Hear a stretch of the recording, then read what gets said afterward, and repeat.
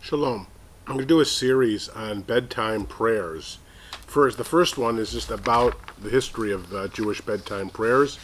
It's called in your Siddur. If you get a traditional Siddur, and the one I recommend is this terrific one by called Seder Tfilat by Rabbi Hertz.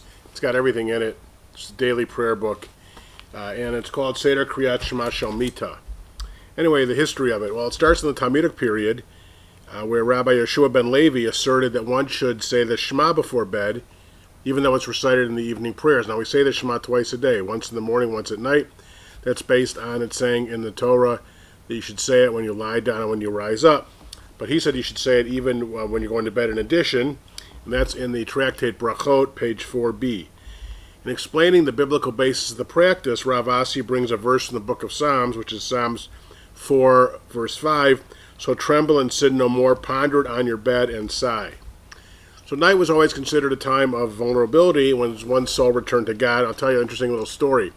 In the morning, we say, "Matovo Alecha Yaakov Mishkanotecha Yisrael," and "Modeh ani lefanecha melech chai v'kayam shechazarta bi nishmati." Thank you very much for giving me back my neshama. But at night, we in the Adon Olam, we say, "Bi'ado afkid ruchi."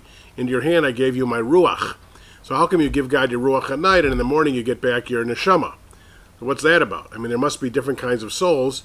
And one of the legends is that it's like when your shoes are dusty after a long day, and you put them outside your hotel room in the old days, and then somebody comes by and cleans them up. In the morning you look outside your hotel room, and the shoes are nice. Or if you ever go to a golf course, like a country club, and you play golf, you give your shoes when you're done, while you're going to get a snack, you come back, they're all polished up. Your soul too. That's why you leave it outside your door at night. God takes your soul, polishes it up, and gets it ready in the morning, because everybody knows that even the most pure soul gets bumped up during the day. Things happen, and it's not as perfect as it was at the beginning of the day. Just like in life. You're born with a pure soul, according to Judaism, the Neshama Tahara Natata bi, but by the end, after day 1, day 2, day 3, you're not perfect anymore. You're interacted in the real world. That's why you have to do tshuva. Okay, so since the soul gets bummed around during the day, and the night was considered a time of vulnerability, it's dark out. And you think about the story of Yaakov Avinu, or Jacob, being outside and having that wrestling match with that mysterious ancestor. So Rav Yitzchak asserts in Talmud and Brachot 5a, if one recites the Shema before bed, demons are kept away from him. The general consensus of the rabbis from the time of the Talmud through the halakha codes is that reciting the Shema not only offers praise of God, but a request of God's protection from dangers and demons that might emerge during the night. Now, during the Gaonic period, the Siddur of 9th century Rav Amram Gaon records that one should recite longer liturgy than just the Shema, just the first line. This longer form became the basis of the traditional bedtime Shema that we still use today, as I mentioned, Seder Kriyat Shema Shel Mita. However, when discussing the nature of the Shema of the bed, Rav states that a person can't simply say the first line of the Shema, and you fulfill your entire obligation of the liturgy. Now, what are the liturgical sections? The extended version of the Shema is composed of a combination of selections from the daily prayers, mostly from Ma'ariv, which you just recited a short time ago, before you go to bed, classically, interspersed with biblical verses and prescribed liturgies. And many of these passages are taken from commentaries on the bedtime Shema in the Talmud. So following an introductory paragraph where one informs God that he or she will forgive anyone who wronged them during the day, the prayer begins with a blessing ordained by the rabbis of the Talmud, Birkat HaMa'apil, or the blessing of one who brings one down to sleep. Basically it says, "Praise to you, Adonai, our God who rules the universe, bringing sleep to my eyes and slumber to my eyelids," taken from Brachot, Tractate, page 60b. It also asks God to protect the individual so that he or she may lie down in peace and arrive in peace, hoping that the next day will bring God's glory to the entire world. Now, the middle section begins with the traditional first line of the Shema.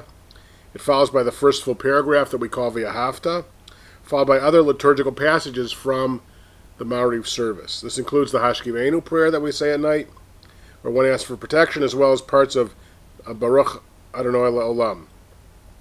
The one constant theme among the verses is the notion that God should protect us when we rise up and lie down, and no doubt bring attention to the fact that sleep is a transitional state. Now, what are the biblical themes? The final piece of the bedtime Shema contains a series of biblical verses pleading for God's blessing and protection.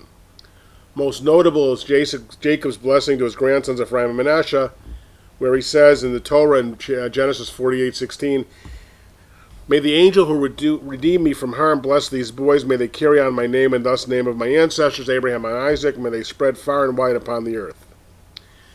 Other biblical verses offer hope for God's protection in a moment of weakness.